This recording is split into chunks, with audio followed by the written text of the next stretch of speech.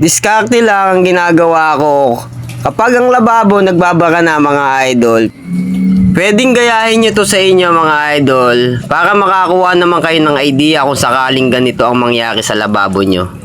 Yung lababo nila mga idol, 5 buwan nang hindi ginagamit, barado na po siya. Kaya pinuntahan ko na po siya. Ang gusto ng may-ari, bagbagin ko na siya, putulin na, gumawa ako ng panibagong linya para sa may labasan niya ng tubig. Sabi ko naman, tignan muna natin yung diskarte kong ginagawa. Kung mapapansin nyo mga idol, nagpakulo nga pala ako ng tubig dyan. Ayan po, 2 po siya.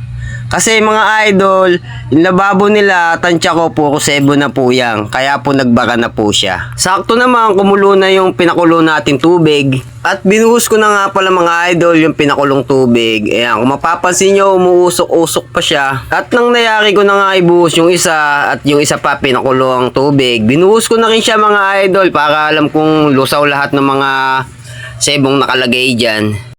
At nang naibuhos ko na nga mga idol, diretso na nga ako sa labas. Pinatignan ko muna mga idol dun sa may katulong po nila kung lalabas na po yung tubig na inano natin. At ayun nga po siya. At sakto naman mga idol, ayun na po siya, lumabas na nga po yung sebo, ang lalaki po, buo-buo. At ayan na nga, syempre mga idol, tuwan-tuwa yung may-ari kasi hindi na sila gagastos. At sana meron po kayo natutunan sa naibahagi kong video. Pag nagustuhan nyo po yung video ko, paki-like and share na lang po para naman din po malaman ng iba.